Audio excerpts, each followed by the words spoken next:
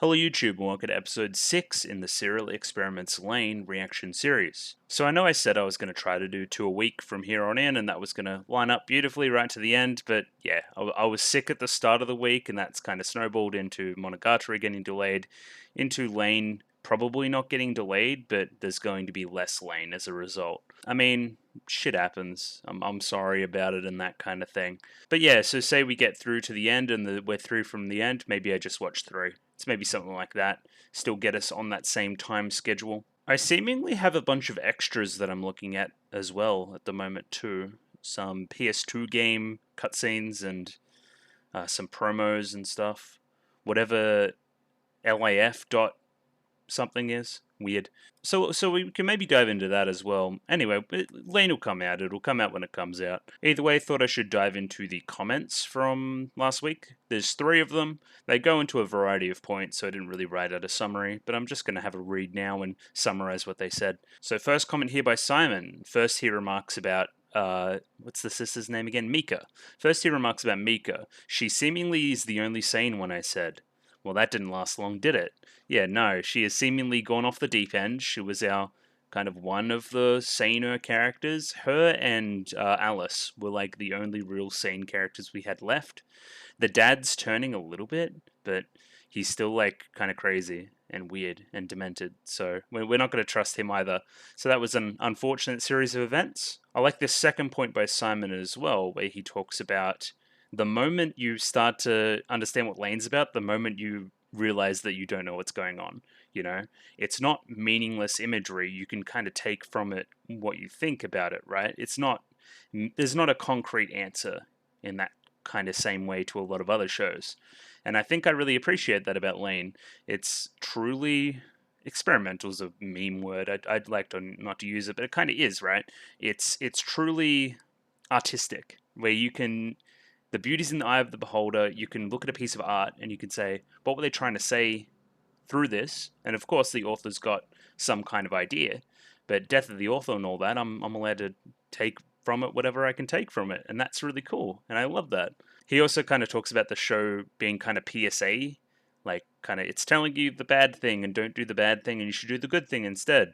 You can kind of take it that way, or you can't. Again, it's up to interpretation, right? If you read into it that you shouldn't be on the internet and doing all these internet things and playing video games and spending too much time doing all this other shit and you should go touch some grass, then that's what you read into it and that's what you should take away from it. It isn't intended as a PSA, I think is his point. So yeah, thanks for the comment there, Simon. Moving on to the next comment by Honari. He has a few thoughts of episode 4 after my analysis segment. He thinks that my perception of The Wired is closer to the internet today than what it actually was in the 1990s, and maybe that's a little bit of a weird interpretation considering that it'd be anachronistic with when the piece of media actually came out. I'm just more impressed that it is still so similar. You know what I mean?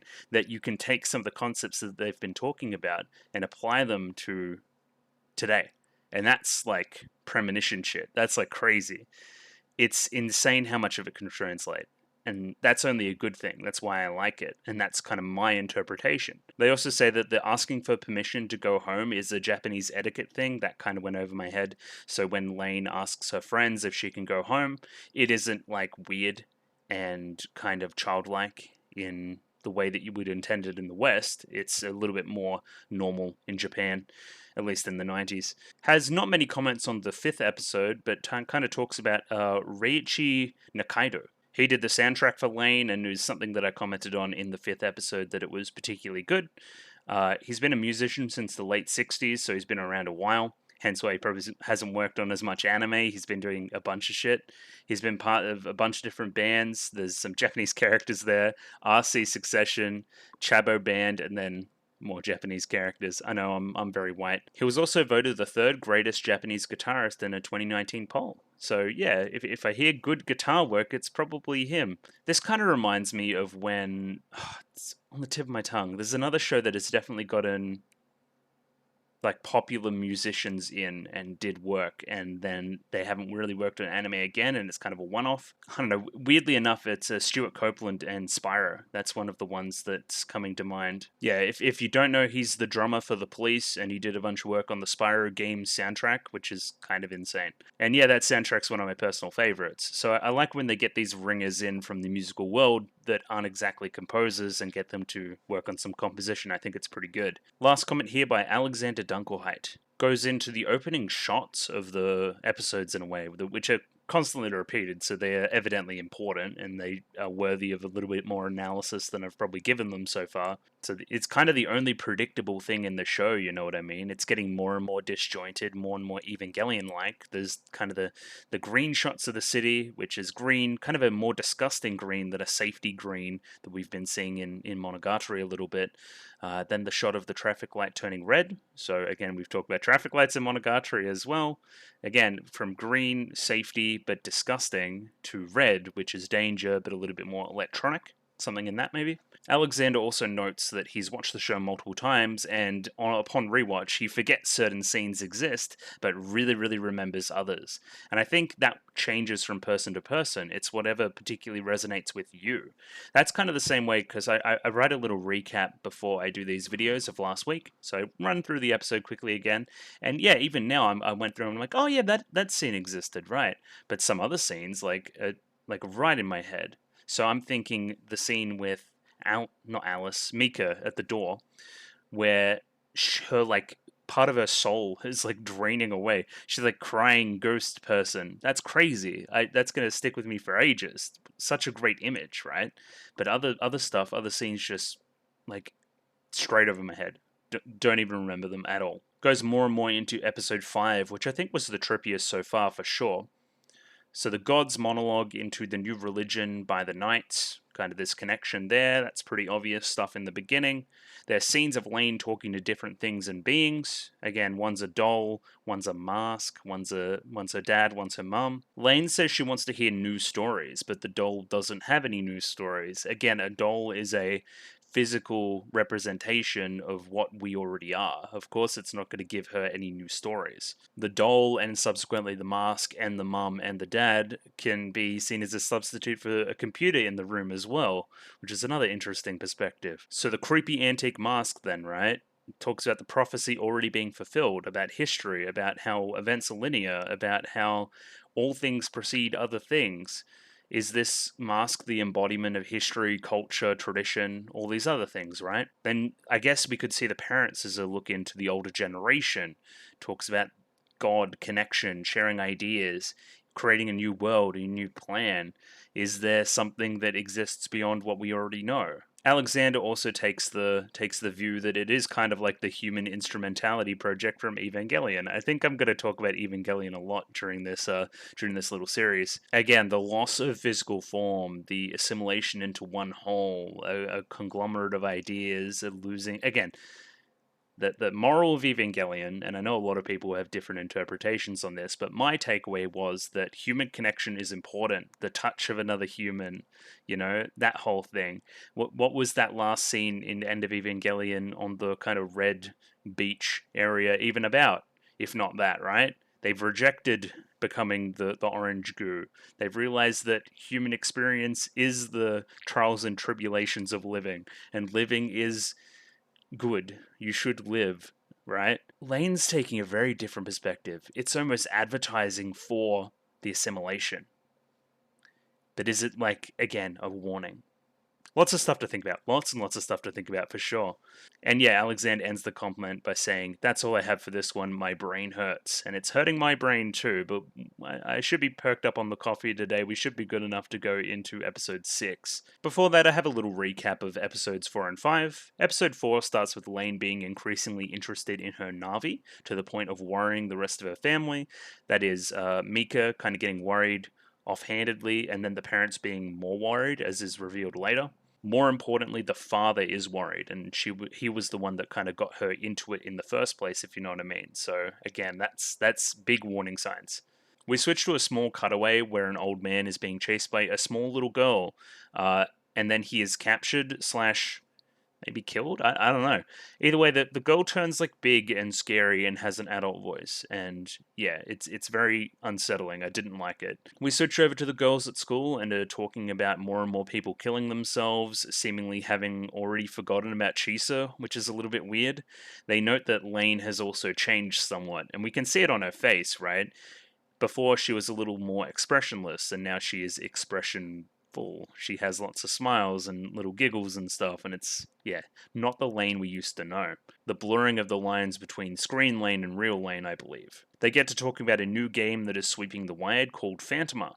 As they're talking about this, Lane runs off from kind of talking with her friends to go off and work on the Navi. Lane is seemingly in contact with some random guy in a lab that is potentially a college student, but is maybe just like a professor or something, about the psych. Very interested in the psych, installing the psych, how to use the psych. She visits JJ almost telepathically, which is strange, and asks JJ about Phantoma and sees what he thinks about it. And it's a very short scene, but she seemingly, again, doesn't have a physical form. That is the most thing that I took from it. Has she already got the power to communicate without physical form? Weird. Now, it's a little bit hard for the details here, but Lane kind of witnesses some guy running whilst playing Phantoma, but it's the real world. But somewhere the wires get crossed, and then there's the little girl there, and then he thinks he's being pursued in the real world by the little girl, and then he shoots the little girl with his fake gun. Yeah. It's pretty tragic, actually. So, that little girl died because of a bad connection between two things that weren't supposed to connect through the wired. And Lane almost has this sad look on her face as this scene plays out. I guess I should explain that Phantoma is kind of like this. Again, it's intended for adults, right? It's this dungeon crawler. You fight monsters, I'm probably guessing. It's third person, right? Very cool. And you play that online with other people for whatever reason. It's implied to be Ultima, I think. Either way, this gets connected with a game for like 2-year-olds about playing tag, and then that's why that girl is in the game. So again, connection through the wired causing literal actual death. But maybe they wanted the death because the knights are involved. Are the knights perpetuating the connection? Is this kind of pirated version of that game that the guy got from the knights specifically? The dad comes into the room and warns Lane about the wired. Lane does not heed said warning, and more people are talking about these knights and a new potential religion being created through the wired. Lane then gets interrupted by the two CIA guys who are kind of shining the red kind of sights into her room. She telepathically, again, destroys his, like, eye device, and then they run away. And then that's the end of the episode. Weird. Really, really, really weird. And as you do, episode 5 starts with a monologue from God about how the real world sucks and evolution has stopped, and that the invention of the wired is the way to go forward, and a bunch of other stuff. I'm kind of paraphrasing there. And I haven't really written a line of events for this episode because I don't think it's very helpful. This episode is essentially dreamlike and really hard to follow in kind of a chronological way, which is, again, by design. So I'll break it down into two halves. I've got the Mika half. Mika kind of wakes up from, I'm guessing she had relations with her boyfriend or something like that, and then goes out into the real world. There's this real idea of hitting on women and that being really seedy and it having this real negative spin on it. Either way, she's at Shibuya and she gets handed some tissues. Then little boy hits on her, and then he spills his coke on her, and then she gets out the tissues, and then the tissues say some weird shit about God and the prophecy or something, and then that puts the idea in her head, and then it's really weird because she is having dinner, and then she looks into her glass wrong, and then she sees herself in the same intersection that Lane was at the very start, and then what else happens? She gets scared and runs into like a Burger King, and then she gets scared again and runs into the Burger King bathroom, and then she sees "Fulfill the Prophecy" written in coffee and also on the wall of the bathroom stall. And then she runs home, and then she sees two versions of herself, and then she kind of disappears. So again, take from it what you will. The other half of the episode is equally as fucky. In that it's Lane talking with various objects about God and the human experience and evolution and the invention of this new kind of side of humanity that may be on the wired and that may have been invented when electricity was discovered and phones were discovered and stuff. So that's weird. And again, lots to talk about prophecy, events, telling the future, connections between time and space, between different things. Again, I'm just going to go into the ideas segment because I'm kind of diving into a lot of that now.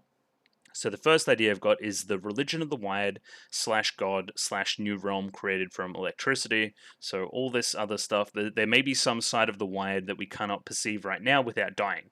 And then we move to the other side if we die in the right way. I think that's the implication.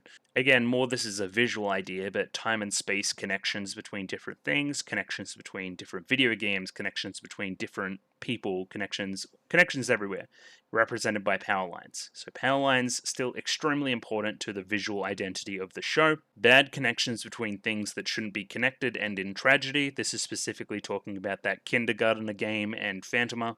So maybe that'll come back again as well. Again, weird connections between things that shouldn't be connected. People killing themselves / becoming assimilated. There's a lot of visual language around this. More and more people are kind of in droves following this new religion in a way, right? Whatever Chisa was doing, just blissfully unaware of the awful things that are happening and just kind of moving in a conglomerate towards doom. That's how I see it anyway. Fulfilling the prophecy / prophecy preceding events / link to God / wired. So I'm thinking, hey, God and the wired talk about events. They set the prophecy, right? And then the events always follow the prophecy. So I'm using the example of the traffic lights. So people follow the traffic lights, then the traffic conditions on the road, and that is seen as a prophecy, and then the event is what happens afterwards. So if the wired / knights / God are messing with / Elaine are messing with the traffic system, then that's the wired directly impacting the real world. And that's how that metaphor works, I guess. Again, that's just my interpretation. This is one we've been following for a while, but the girl is becoming increasingly morally reprehensible. So they don't realize when something truly awful happens and don't react in the way that normal people would. So again, they witnessed like a double murder suicide at the club in episode 2, and they don't talk about it with that same gravitas. They talk about people killing themselves like it's just like something that happens. And they seemingly don't have a very long memory when it comes to this, and there's no long lingering trauma with any of it. The last point I have here in the ideas segment is that there's two sides to oneself. Are we losing one side? Is there one side that's screaming that this is wrong, and there's another side that's got this real numbed pleasure like look on it? I'm thinking about the girl, the kind of zombie ghost girl that is one half screaming, one half just like kind of smiling. I'm thinking about applying that to Mika, losing one side to maybe progress into the wired. And maybe that side we shouldn't lose. Normally I'd have a prediction segment here, but I genuinely have no clue as to what will happen. I imagine it will be bad. Either way, just my chill stuff before we jump into episode 6. If you like the video, consider liking the video. If you've liked the video and want to see more, consider subscribing to the channel. Comment below anything you thought about the episode, anything I could do to improve my presentation, comment below. I'm doing follow for follow on Twitter, so follow me on Twitter if you would like me to follow you back. And the Discord, join the Discord. Love the Discord. Discord. And yeah, jumping into episode 6 of Serial Experiments Lain right now. Let me pop that up on screen. 23 minutes and 54 seconds on this one, so sync up accordingly. As always, picture-in-picture version in the description below. Yeah, just gonna give it a 3, 2, 1. Radio. 3, 2, 1, go. It is truly present day and present time. I'm looking for a little difference here in the opening, maybe. But maybe that's in vain.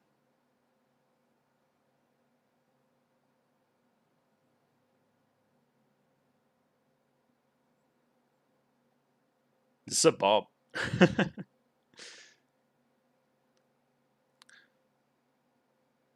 Starting a Lain episode is so easy. It's so nice. So nothing before the opening, and you just get to sit here for a while and enjoy a nice little song.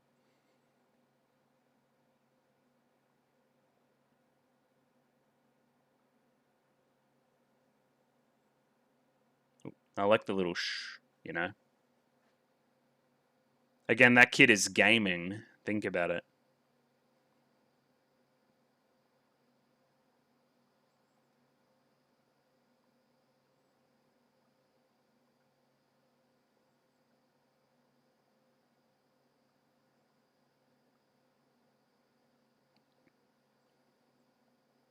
There's also a shot of Lane, like, really close to the camera, where the camera would, like, be sitting on, like, the brim of my hat. And you see, like, her eyes very, very big. She's, like, bug-eyed. I thought that shot was funny. It's like when she's inside the screen.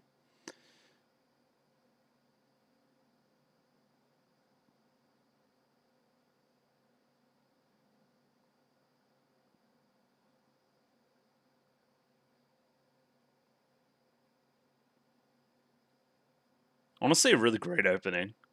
It's really growing on me. And then, like, almost drug-like there. Alright, give me that shot of the city. Yeah, hell yeah. Getting red light, and then it kind of blurs out into nothing.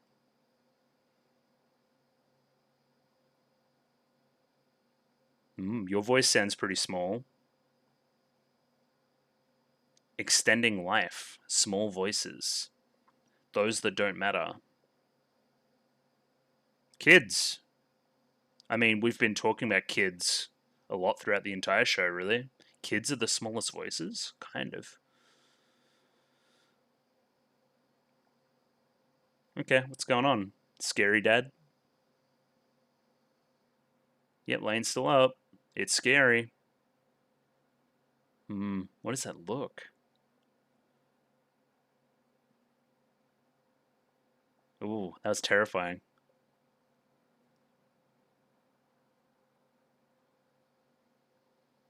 Oh yeah, her room is like... I saw it at the end of episode 5.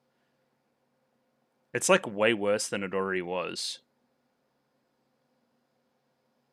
You winning, son? Oh god. Where's this swamp? What is happening? Oh god. Extreme water cooling action? God, this is ridiculous. I know it's a metaphor, but where did she buy all this stuff? Honestly. You're pretty happy about it, though. Ooh. The dad hates it. It's kind of a tragic story for the dad.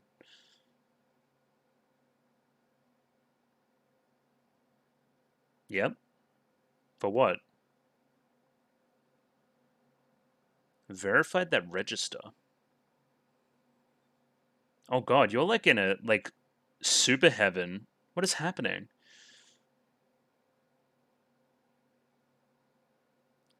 Good old next gen protocol.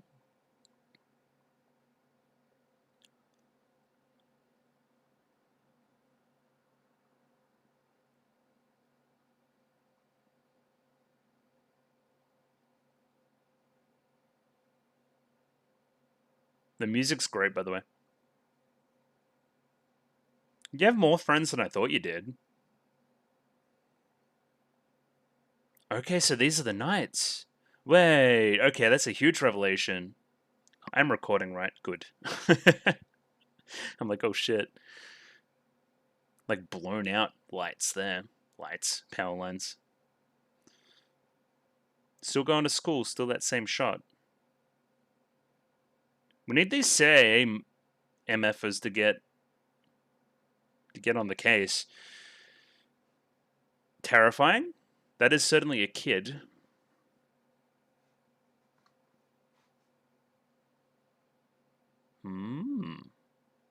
There were certainly power lines in the shot.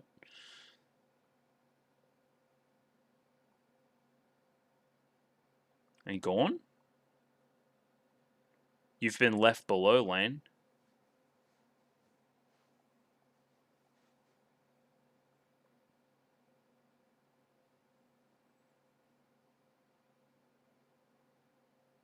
Diamond.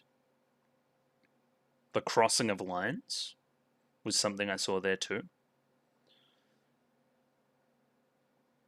What? No, I'm on my phone. It's kind of a crazy looking phone. What do you mean? How much time has passed? But I'm not all alone all the time. Exactly.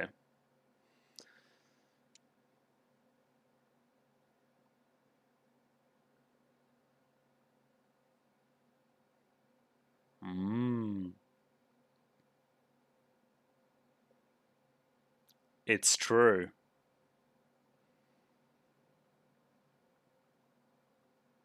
Reika.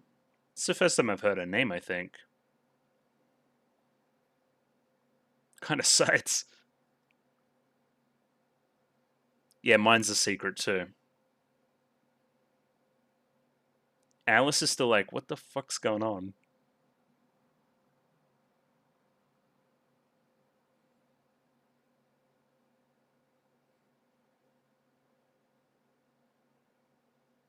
Okay. Being normal? That's good. 30-minute all you can eat ice cream? I like her outfit here too.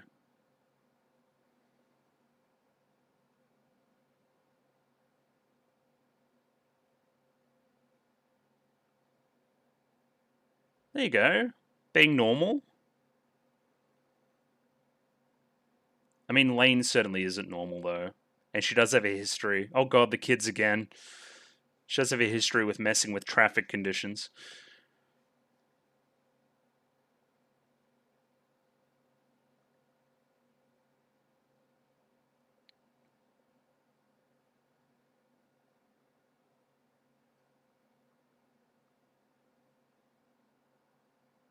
Yeah.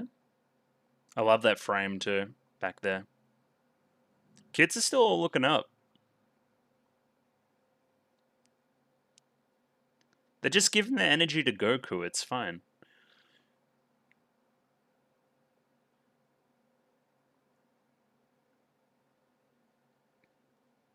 Uh, okay, it's clouds. I thought it was something else. Okay, what the fuck are we doing now? Sup?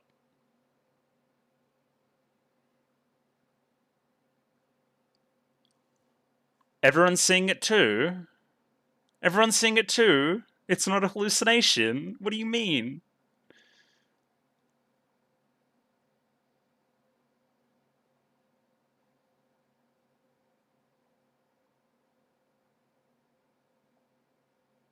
The kids love Lane. It's one thing I know about the kids. Okay. But you heard people talking about it, unless that was also a hallucination. Are we going to talk about that? No? Big Lane in the sky? Lane in the sky with diamonds?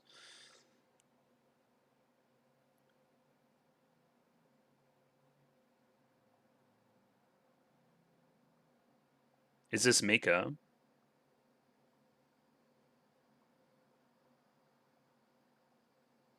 Yeah, give me a good look at you. What's going on? Eyes glued to a screen, huh? Whoa, I hate this.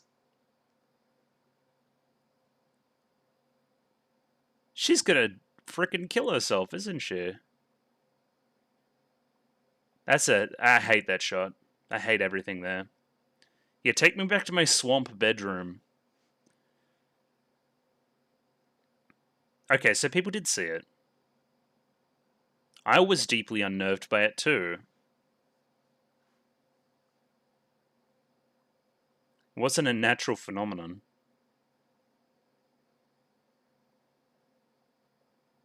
Okay. Yes, Elaine. You guys seen Celery Man? It's kind of like that.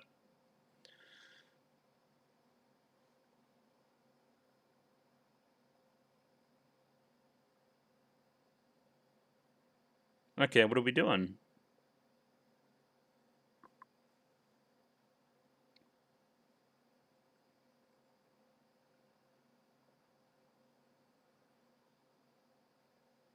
Okay. Okay, there's another Alice in Wonderland connection.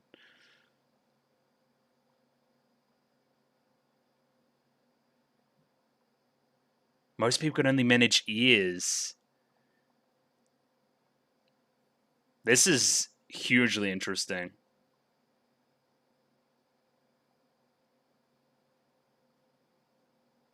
You're more noise than signal. The one where they put their hands up.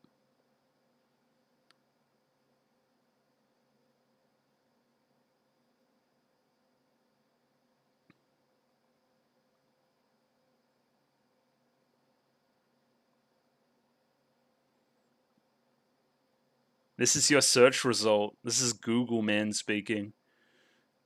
Sup? Child killer scientist? What is going on?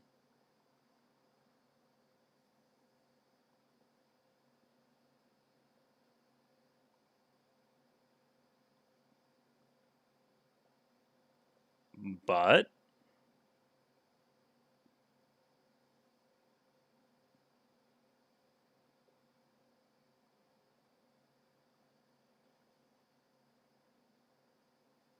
okay. Ask him about the kids.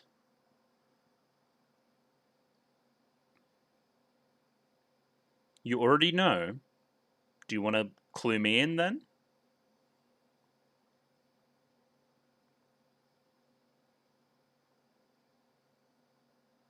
Okay. Was that fade to black an ad break? Feels like it. Yes. Zoom into the man. Ooh, this is some Bloodborne shit.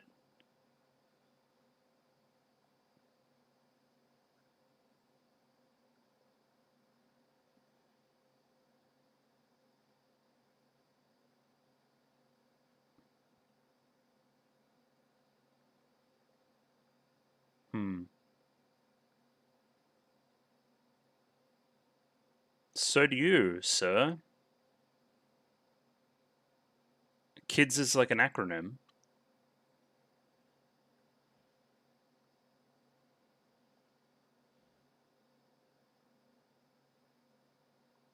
Okay. Fair enough.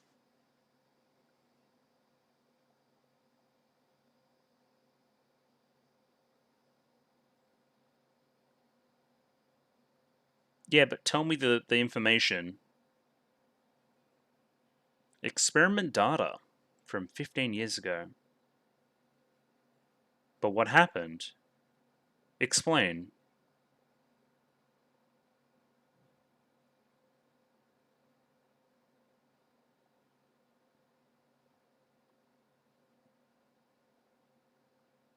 Okay. But what is it? The Kensington experiment. No way. Not the British.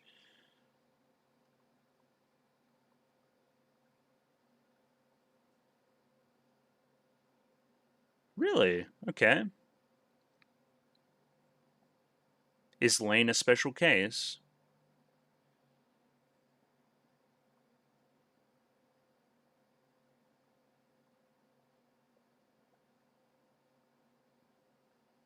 That's a lot. She's like doing like an infomercial or something.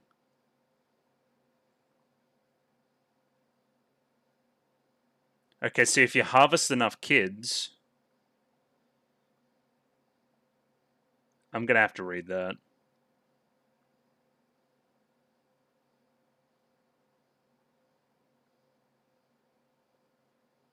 This guy created the Ender portal.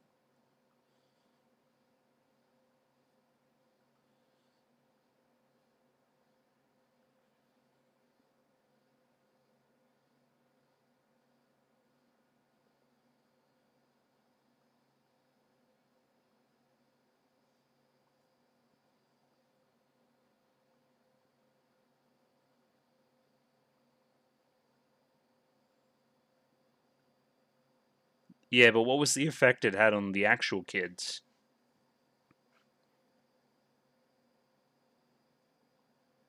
But what was it meant to even do? Why were you collecting the energy?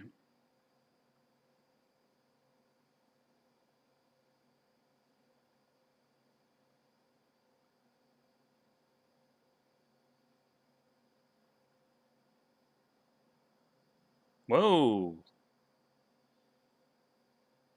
That was great too. So, was it too powerful for people to have?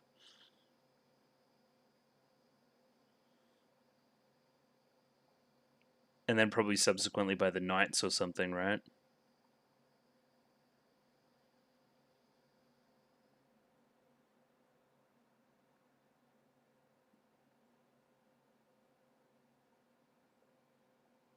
I see, okay.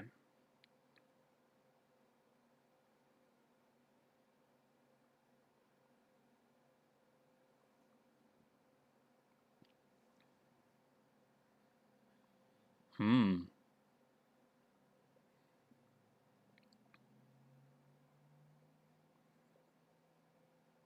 Damn.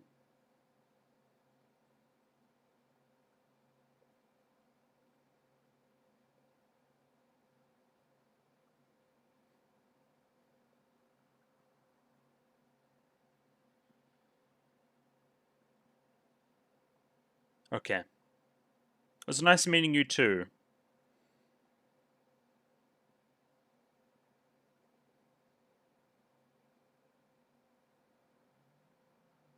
That is clear enough. She literally became God there for a second.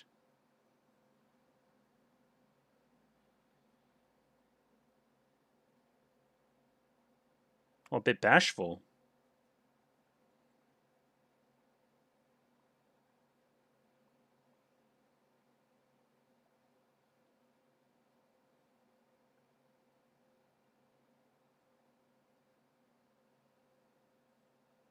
Okay.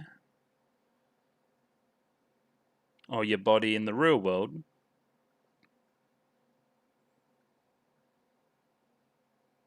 Okay. Bye. I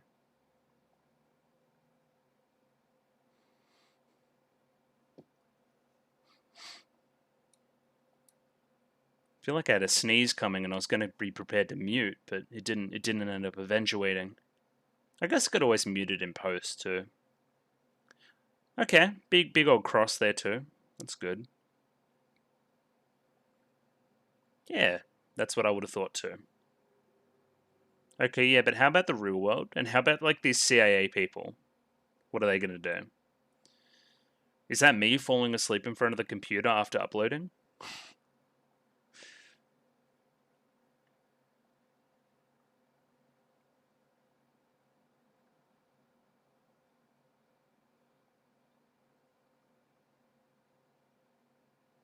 You looked into the kids on your own. Ooh.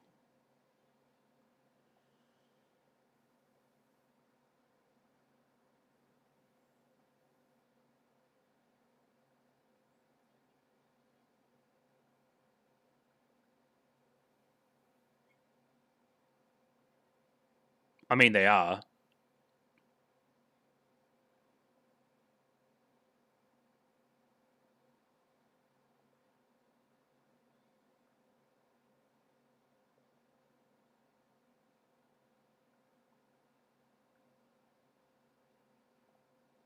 Ooh, they're back. I thought they may be. There's still only two of them. I would send like a whole squad in if I was them. But again, we're not criticizing. It's like Penn and Teller down there, honestly.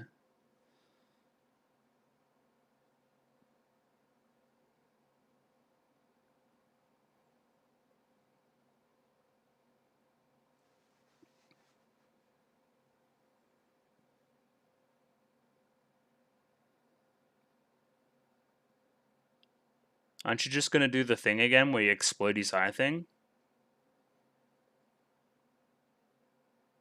What do you get? Gonna go down and see him?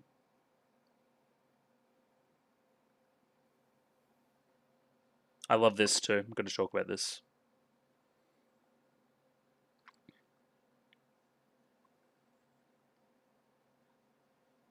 Are they? I thought they were the CIA. I thought they were a third party. Are they the Knights?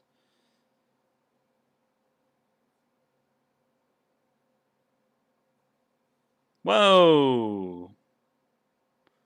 We done blew your shit up.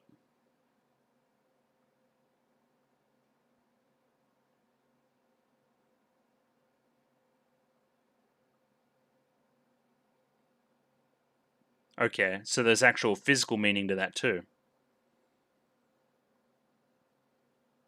Okay. Why should I trust you?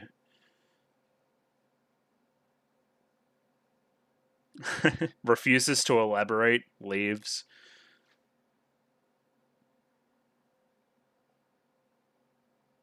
So the knights did it, but not us, because we're not the knights. I don't know what to believe anymore. Maybe you're lying. Maybe you're not.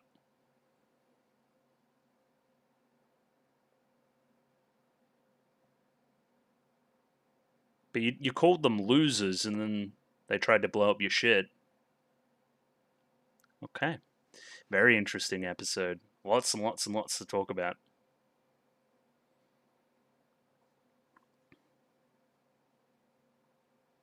What are they harvesting that kid energy for? Dunno. It seemed pretty powerful last time. I want to talk about this Lane that has a kind of conscience to her as well, that knows when things are going wrong. We've seen it a couple times, specifically the kids, twice in a row. So think about episode 4, that little girl. It's implied that she dies. She's very sad about that, sad look on the face. And then she gets very passionate when the kids are being exploited. Didn't you think about the kids? All these kind of questions. It's a weird one. It is weird. Because other times she's like an absolute, like, moral degenerate. Doesn't even care. Like, think about even episode 5. She seemed fascinated with these new ideas of the Wired, being told them by these other figures in this kind of dream space. But now she is seemingly facing against the Knights, or the Knights have decided they don't really like Lane that much.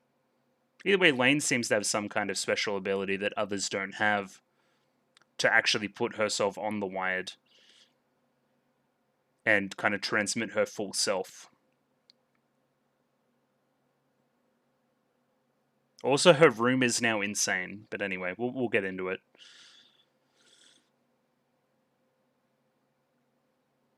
Right here, going to jump into a quick bit of analysis on episode 6 of Serial Experiments Lane. Another week, another intriguing episode of Lane, I must say.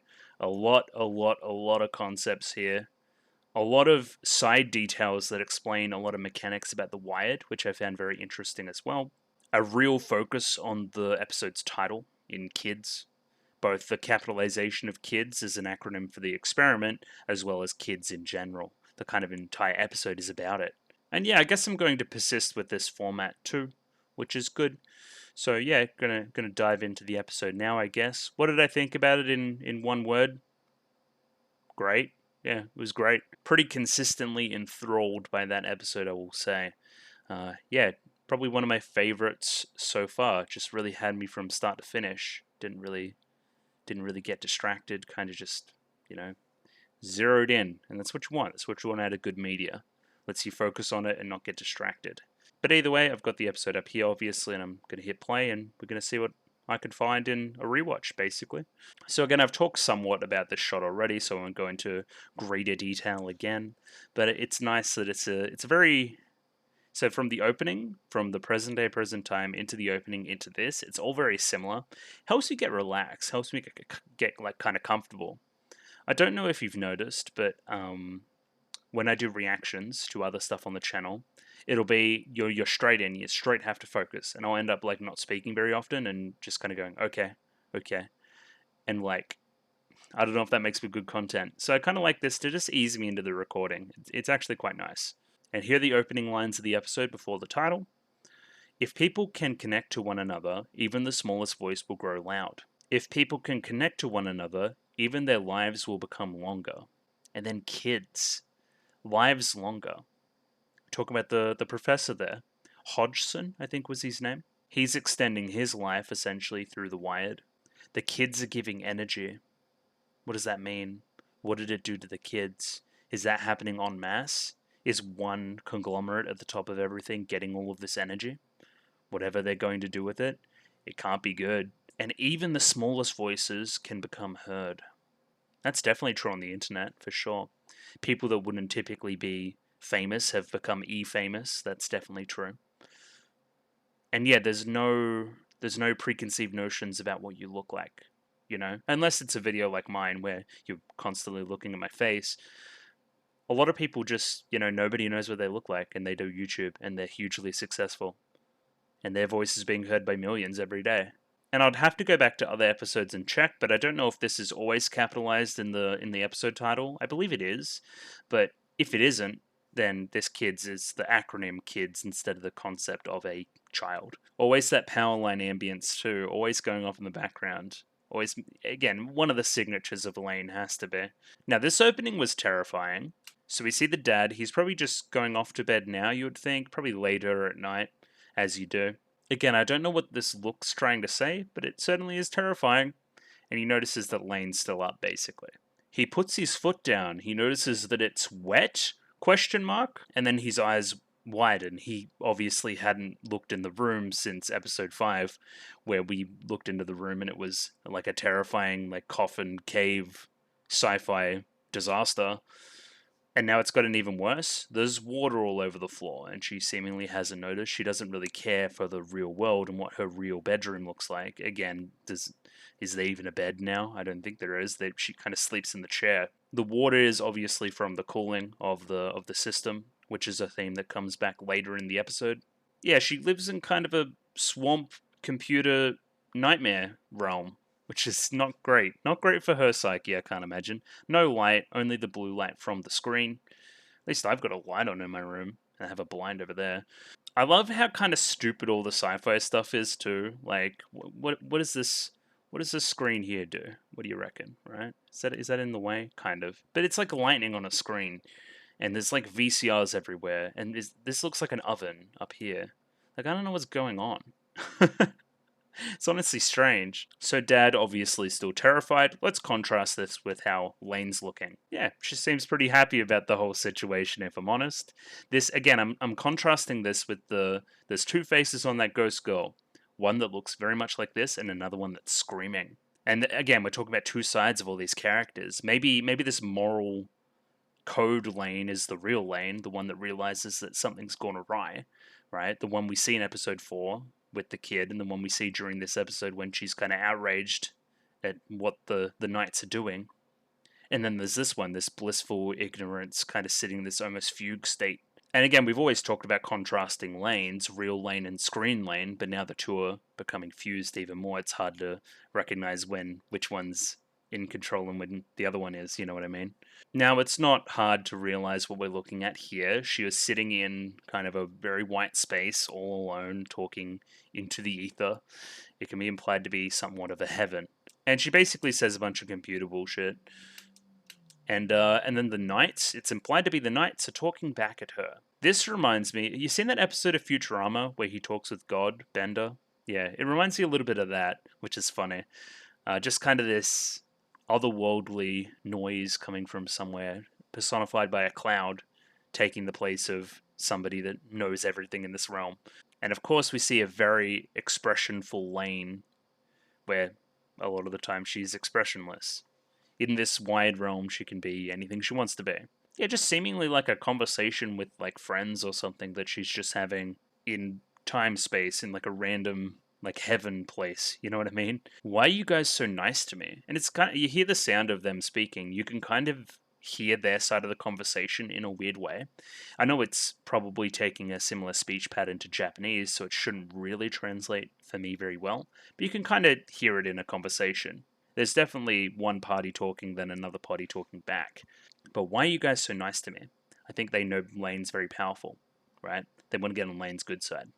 They want to assimilate Lane. But I don't think that she's going to go down that path. I think the knights are going to end up a little bit more antagonistic. So they maybe said something like, oh, but you're so nice and personable. It's like, I don't think that that's the case. I don't have many friends in the real world. There must be some ulterior motive here. And then, yeah, there's the conversation of who we're actually talking to. Thanks, knights. And then we wake up the next day, really blown out power lines is our first visual. Again, taking the similar white color to the heaven space that we were in just before. So this is another transition between our lanes. Now, from the rest of the episode onwards, we get this lane personified by walking down the same street that we saw in episode 1. This is closer to our normal lane. This is closer to the real lane, I believe. You can kind of see it in the face. I wonder if there's some subtle character design stuff going on, but I can't pick up because I'm dumb. Either way, she's looking at this kid. who's raising his arms up like this. It's obviously some kind of game or social trend among the children to do this, and we find out the true meaning of it afterwards. So praying up, then followed by a tracking shot upwards towards some power lines. Again, kind of facing them and doing something, right? Again, implied to be some kind of psychic energy or something weird. Again, can we take the metaphor a step further? And this will probably happen a little bit later in the analysis as well. Children putting their energy into something, giving it power, and that being exploited by somebody else. Somebody taking some scientific data that was determined to be like terrible, ethically reprehensible, and was subsequently destroyed, only to re-emerge online and be used through some nefarious mean. I think that's not too far from the truth either. Again, the framing of the children in all this, the framing of like a true victim. If anybody is always a victim, it is the children, right? They don't know better. They didn't make these choices. They didn't have the mental capacity to make these choices. It is always true exploitation. And that's where Lane always draws the line, which is interesting too. And I've remarked on it before, children are a huge part of Lane, right? As a televisual program. There's the kids that were in Siberia, right? That really shouldn't have been there, right? There's the kid that died in episode 4. Like, unrestricted access to this stuff from an early age is harmful, especially in the hands of people that have a lot of power and probably don't know how to wield it ethically. And then that kid's just gone, by the way, so I don't know what happened to him. Sure. Okay, get out the pen here, because I've got a lot of ideas. One, there's a wire being crossed here, an intersection, some may say, between two different ideas, between two different anything. Again, the idea of power lines and connections is evident throughout the entire show. But one thing I've noticed now is that's also a crucifix, and we're doing a lot of godlike imagery in the show. We'll see a crucifix way later on as well, when we're talking about kids is the experiment that I'll highlight. And again, knights. Why are they called the knights? Knights are typically associated with, medieval combat, that kind of thing. A lot of religious symbolism in that. There's like Templar knights, that kind of thing. Is that what we're talking about? Again, this kind of secret society idea. Definitely Templars involved in that. I don't know, definitely lots of different directions that you can take ideas in this show. It is very broad. She goes to write something but erases it. She seemingly has this weird little draw pad on her phone, which is kind of cool actually. The friends find her on her phone and then they remark that it's like you're going back to your old self lately, which is something that clued me into this idea that there's, again, separation between the lanes. We don't know which lane is going to show up for school each day. But what is Lane's old self, right? Because now they're going, you should hang out with us more. But she seemingly was hanging out with them more when she was the different Lane, right? So what lane do they want? I guess they want the lane that goes out and has fun with them, and not the social recluse lane that wouldn't come to Siberia. But then they get the lane that comes out of her shell a little bit more, and then there's some kind of weird god apparition in the sky. Anyway, weird ideas for sure with the friends. Again, we're keeping an eye on you, right? Because your name's Alice, and there's a Cheshire cat later, big smiley face, but without the eyes, that we need to keep an eye on later as an idea. Are we through the looking glass, people? Maybe we are. And she says the pretty typical answer here of, I'm not alone, it's not depressing when I'm alone, I have the people online, I have all my friends online that help me overcome my loneliness. I think coming out of a pandemic, we all realize that this is bullshit. No matter how much we can connect with people over the internet, it is no substitute for actual physical connections with people. And that's something we need to maintain, for sure. So it's weird she's oscillating, because now she's being very creepy. She's being very wired-pilled, right? Where she wasn't before. I don't know, it's strange. Strange character Lane, for sure. So Reika, which is this girl with the long hair's name, she's like, yeah, that's no substitute for a real friend having a net pal. And it's like, oh, she's such an old fogey when it comes to these things. Ha ha ha. Nah, she's right. She's correct. Either way, Lane, what kind of sites have you been hanging out at? It's a secret. I'm not going to tell you that I've been talking with the knights, essentially. And yeah, again, worried expression from Alice. She's like, who even is Lane? What is going on?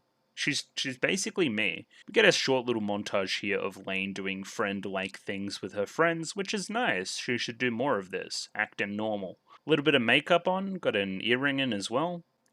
This is, pretty typical. I guess they're 14-year-old girl stuff. I don't know, this felt nice before, the whole God thing happened. So Rika is the first one to point out this kid. I think there's two kids there doing the same thing that Lane saw before. And that clues her into, hey, this is a trend, this is something bad. And the thing we saw last time that we didn't see here is that the kid disappeared, but we didn't see that here. I guess we didn't linger on it though. This is the frame I want to talk about. Okay, so to the untrained eye, over here, this may look unfinished, right? But I think it's purposeful. So kid's eye direction over here, this is kind of like your heaven space that we saw before. Again, there's a huge amount of white space used in this episode, right? And it's meant to symbolize something. I'm not entirely sure what it is. Again, this heaven space idea that I've talked about. But it's not unfinished, and I wanted to note that because I saw it during the reaction, and I'm like, that is so purposeful that they're looking off into nothing right now. Nothing that exists physically. It's also the same color as the sky that they then look up into. And this all happens like within a split second, because Rika's like walking past, and Lane's still looking. Looks up into the sky, the clouds part, it's like the Simpsons intro, and there's big old naked Lane. And this is where I'm getting the separations between lanes. Again, okay, alright, let's do another thing, right? It's maybe a little bit crass, but I don't really see titties here at all. So is this somebody using Lane? Like, this isn't Lane consciously doing this right at this moment, because then why would Lane be reacting to it? Like, you know what I mean? This one's got me confused. Is this why she's so mad about what the kid's doing? Because they're using her likeness? Kind of? Again, I'm sure all will be revealed by the end. So originally I thought that this was Lane looking at this and having her own little meltdown as to what's happening, but Alice also sees it, and the news also sees it. So everybody is seeing this. It is a physical projection of something into the real world. Now, did Lane do this? I don't know if we talked about that in the episode. Again, is Lane responsible, or is somebody else doing it? Yeah, it's a very, I don't know. Again, they're trying not to be overtly sexual, obviously, but it's a very gender-neutral Lane. So what are the kids doing to power this? Are they doing something to power this? Is this what... Again, is there a direct correlation between this and what's happening in the sky? It's weird, right? Because it's not 2023 in Lane, where you would definitely see this all over social media. Somebody would have had a camera on the sky, and then that video gets shared a billion times. So it's got to be, unless somebody got a photo of it, it's got to be just like, oh yeah, you saw that, right? You got to believe me, you saw that, right? Now, this is a terrifying scene. So again, okay, mum's turned away, lack of connection with the daughter. So talking about the daughter with even like college stuff, just like no direct eye contact, just focusing on making the food. This kind of reminds me of, what other episode was it? I think it was episode 4, where she's late for school or something. And the mum is just focusing on cooking and just talking to Lane. This is the same thing happening with Mika. And we're going to talk about this too, this arm and the hand like this. So very relaxed, right? This is big red flags the way she's sitting right now, just from a, I guess you would call it character design point of view. Like, something's seriously wrong with her. Look at her hair too. It's like she's sweating. And then yeah, we get this look at Mika. This is terrible. I hate this. Mika was the one person that wasn't all fucked up, and now she's seemingly... I don't even know what happened. What happened to Mika, man? So Lane makes her way in the door, and then yeah, big old... Again, this sickly green color as well. Hair disheveled. Arm up one way. Hyper relaxed. Focused on the screen. Big old fisheye in the background. Yeah, genuinely terrifying is what I would say that is. She hears a news report immediately as she walks in about the strange phenomenon in the sky. And she, again, determination here. Quickly made her way home and is like... straight up the stairs, right? I gotta check this out now. And without even a second's thought, she connects into the Wired to get to the bottom of what's going on. She's going to do some Googling, basically. She's doing her own research. And we get on this big, long path. It's almost like, again, we're talking about heaven a lot this episode. You ever seen, like, a visual of the white light in the distance that you're running towards when somebody dies, right? This is kind of what I'm looking at as well here. And we go to the last moments of Professor Hodgson's life as well. So I don't know who this Cheshire Cat-ass motherfucker is, but he's definitely pretty antagonistic towards Lane, or Lane's antagonistic towards him. And this is a difference between power in the Wired. Lane can transport her whole self here, right? She transforms this whole thing. This guy, only his mouth, right? There's a difference in power levels here. We even talk about it later. Most people can only just generate ears. So what does this mean? How can we apply this to 2023?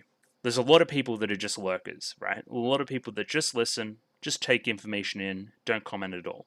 It's a very, very large proportion of somebody's audience will do this. You have the very few people who are the talkers, right? Who make their opinions heard, can say different things, and garner followers that way, garner some kind of connection that way. Then we have the few that put their whole everything in, and that's what we see from Lane at the moment. So I think it works as a nice little metaphor there for the internet, as well as being a nice bit of power leveling in the series, right? This is why Lane is so powerful. This is what she can do that others cannot.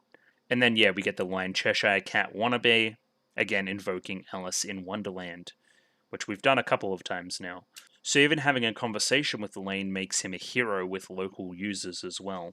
And then Lane calls him more noise than signal, right? So you're more just background annoyance than something that's actually important. And then she's obviously trying to get to the bottom of this kid's game. That's what she's here for. I see this as kind of a visual representation of like a search engine. That's what I'm seeing at the moment. Like this is some person trying to help her search, but she found it herself. And this guy's just given Lane a bunch of like shit information. It's like when Google used to not be as good and just give you like stuff you don't want. It still sometimes does actually. So this man here may know the answer to what has happened. The child killer scientist. And we see why he has that name later. When you put all of that energy into that one spot in the kids experiment, calling it the kids, and then it explodes and kills a bunch of kids, you probably end up going to prison and you burn the research. So this guy's probably in some kind of, like, I guess you would call it home arrest. He's still probably incarcerated, but such a condition and old enough that he would need to be in bed and having rest ethically. In the real world, he's just a scientist awaiting death in a bed. So he's of no help to you, unless of course he's on the Wired somewhere, then we could have a conversation with him. And then Lane's like, I already know, you're not much of a guide, huh? And again, these furrowed eyebrows the whole time. Like, she is mad, and probably something that I didn't really discuss much during the reaction. Like, she does not like her self being projected into the sky like that. The kids using their power, and essentially maybe ending terribly for the kids, to project herself. Maybe. Or maybe there's two sides of Lane. Maybe there's one side that wants it and one side that doesn't. Again, I really don't know. So we're going to zoom in on Professor Hodgson and find out what he knows. So, let's talk about the background. We're in some kind of Southern Europe-y kind of ancient structure. I'm thinking Greece, I'm thinking parts of Mesopotamia, that kind of stuff. Again, Southern Europe, that's a bit of a stretch. But you know what I mean, right? It's ancient architecture. And this is where this guy's laying himself to rest. This is where he's resting for the rest of his time. This is his happy place that we're now visiting. Again, sunset, huge pathetic fallacy for the ending of one's life. Start with glasses glazed over as well, hiding the truth before we see into his eyes for real. And I said this Bloodborne ass shit because he reminds me of that one character in Bloodborne that just kind of lays back in his chair. It's before Rom, you know what I'm talking about. Like, clearly on his last legs, clearly having gone insane, but still holding on to some semblance of hope before drifting away. First thing he comments on is how good she is at projecting herself onto the Wired. Again, Lane continues to be straight to the point, but doesn't get the answers she wants initially. So okay, say you're a scientist, you're trying to push whatever you want to push forward, and you don't see the unethical nature of what you're doing initially, right? And then disaster strikes, you kill a bunch of kids, you probably feel terribly guilty your whole time, probably incarcerated, right? And then you see this terrible experiment being perpetuated through the Wired. And the Wired is a place where you find peace. That's kind of terrible. That's a really awful story for this guy as well. Because I get some sympathy off of him for sure. Show me the experiment data. I never meant to put the children in danger. So the kids are reproducing your experiment. Somebody dug it out of the trash can. That's how much weight he gives his own experiment. It's called the Kensington experiment. And clearly from the names that this is very British. Hodgson, Kensington. And this is where we get into the lore a little bit. Apparently all kids have some level of psychic ability, although faint, but if you get enough of them in the same room putting it all into one thing, maybe. It's just good intuition or enough physical ability to bend a coin. I read that as is that psychic? Like are they bending coins with their mind? Because that's a lot of energy. Like that's pretty powerful, especially when you put them all together. And this is very funny framing. It's like she's doing a presentation on her own show. So it's like she's diving into the memories of Professor Hodgson and asking him to explain certain things that he remembers seeing. I think it's interesting as a framing device for the scene. Like her shadow is even projecting back onto it. It's like it's a projector. So right now they need the outer receptors to gain this energy and put it into the thing. Later we find out that they don't need the outer receptors. They're clearly using the wired, clearly using maybe power lines, maybe big screens in Shibuya, something like that. We get this 3D render of the environment as well as we swing around, which is pretty cool. And we get a little bit of stuff in the background that's kind of hard to read. Yeah, it's kind of just from what I'm seeing going into the specifics of the actual experiment. Like what are their parameters and what do they call them again? Variables, of course. It's been a long time since I've been in high school and did science. Yeah, I'm reading it as mumbo jumbo right now. And I could be wrong. I was wrong about Excella before. I'm sure there's some tidbits in here that are actually pretty meaningful, but again, I'm just skimming it. I don't see much. Either way, putting all the energy into this, I'm going to call it like a tesseract, is something beyond imagining. That's what we expected to see, but what did we actually see? And again, an intense focus on the children, so you didn't give any thought to the children during this entire thing. It was meant to enhance function of the brain too, but what it did really was blow up and kill a bunch of people. There it is, blowing up. When the children's psi was combined, how much energy was generated? Again, this is terrifying imagery too. These are all like dead children, by the way. And she doesn't want to see any more of it. She's seen enough. And there's two sides to Lane here. There's one distraught physically, and then one that's just saying, enough, enough. Like they don't match up emotionally. Like here, that's dramatic, right? And it's kind of blending through a little bit in the audio. That's very cool. I love that. And then the scientists smashed kids to pieces so it could never be rebuilt again. However, the schematics found their way onto the wired, I imagine into the hands of the knights, and then from there, everything that's happened has happened. And again, distraught, somebody found them. Somebody found this essentially like immoral experiment and just put it onto the wired. And then they updated it for the wired. Again, I'm seeing the power lines as the outer receptors. I'm forced to acknowledge their talent. Is that all you can think about still? You still don't see the human tragedy to it all, or is willfully ignoring it. He has a view of, no matter how much I punish myself, those children won't return. So why should I feel bad about it in perpetuity, right? Shouldn't I just move on? Probably not. You should probably keep a little bit of it with you. That's kind of crazy. I don't really know the answer. I really don't. But we still don't get to see his eyes, right? As well. And she just calls him self-centered, which I guess he is, but I don't know the answer, right? You can't stay bogged down on something that happened 15 years ago forever, even to your deathbed. But again, you killed, like it looked like 50 kids or something. That's pretty bad. This kind of extends to a lot of Lane's themes about moralism on the internet and how it's going to be affected in future times, right? So this guy, he can't stay bogged down in this forever. He has to separate it morally to exist or to continue to exist, right? Compare and contrast this with the girl's reaction to tragic events back at the school, and you'll see some stuff, I think. So she asks who's using it now. All this talking has me worn out. He's about to die in real life. I think that's the implication. And again, this is where we get to see behind the visor a little bit as well. Just tired, old, regretful man. I wonder where the power of rogues that run the kids' emulation and this other kind of power come from. Are you talking about the power of Lane? How good she is at projecting herself? And when he says rogues, Lane gets an idea as to who he's talking about. And yeah, he fades into nothing, essentially passing away. And again, there's some implication with passing into death, into passing into the Wired as well. But he disappears from the Wired here.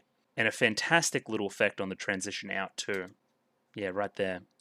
Fantastic. And this is what I'm talking about. Again, we talked about it last episode too. Intersection, crossroads, crucifix. Lots of ideas going on, right? Two lanes, two directions, two sides. And this is where she makes the final connection. So she said rogues, then got an idea. Knights. The knights are responsible for this. The same knights that I was talking and conversing with happily at the start of this episode. So now we go back to the real world, essentially. Lane says to shut up, everything goes back into the computer, and she's left to just focus on whatever else, I guess. Who are you people? Why did you try to tell me all this? And she's becoming increasingly distraught at everything that's going on, but we still hear very loud whirring computer sounds in the foreground of the scene. Again, outrage to the children. Lane hates this. And then, okay, this is what I want to talk about, right? So now we got this idea. And this comes back later as an actual physical part of the stakes of the scene, and the steam coming out here. Overheating. Anger associated with overheating, bodily functions associated with computer ideas, and then we later find out that the knights are able to bug the coolant of the system, essentially. So if we're translating computers to real world, like, feelings, then don't the knights also have the power to just fuck with people in general? If they have the power to fuck with their PCs remotely as well? I think you can certainly make that implication. She essentially calls them losers, right? They're kind of doing it for fun. But then, okay, in episode 4, they get to talking about the knights. It's like Alice and the two other friends get to talking about the knights, right? And then they think that the knights are doing it for fun. But then Alice is like, no, there's something bigger than this. So I don't think they're doing it for fun. I think they realize how much power they have and are trying to establish something new, for sure. And again, an intense focus on the coolant of the system bubbling because there's something amiss. That's the, again, stakes of the scene, but we don't realize until later. Kind of laughing. Then you're just a bunch of losers. Gets to maniacally laughing now. She's kind of losing it. Again, large spurts of steam coming out of the machines during her laughing. And then we see the 2 red dots on the ceiling, I guess. And yeah, that's our indicator. That's our visual indicator from the rest of the language of the show that these 2 guys are back. And they're not the knights, because their actions wouldn't make sense if they were the knights. But I will say they're not very talkative. I think they're good guys is a strong word. But they're not as bad as we think, I think. Ooh, the nice little touch in the foreground here too. Still got these stuffed animals right at the window. Still one vestige remaining of the old Lane, for sure. So again, if she was just thinking about the knights and kind of criticizing them, and then they see these 2 essentially, oh yeah, you guys must be the knights. I can see how she made that connection. And here's where we see, we're going way beyond what's normal with our temperatures, and she's gonna blow. So essentially this decision to run outside saved Lane in the end too, or at least her physical form. The whole time they've been monitoring the room, still looking up, and then they look down at Lane. Please get down. And there it goes. There goes the room. The coolant system in your room, they must have planted a parasite bomb inside. Can you do that remotely? I think so. They say it wasn't us, and then they refuse to elaborate, besides saying one word, Knightsudes. Well, 2 words. And then, yeah, there's our last frame of the episode. The knights are after Lane in some way, right? To the point where they can kill her in the real world by not doing much. Is this because you called them losers? Are they that petty? Or is there some greater plan to it all? I think all will be revealed in time. But yeah, that's the end of the episode there. And yeah, very impressive episode. Really enjoyed it. Great concepts. I think I really got this one. I don't know. Maybe I'm wrong. I don't know. It's very hard to know when you've actually got it when so much is up to interpretation. But we'll follow it forward. I'm pretty sure I've got the actual important chronological information intact, even if some of my ideas are a little skew-if.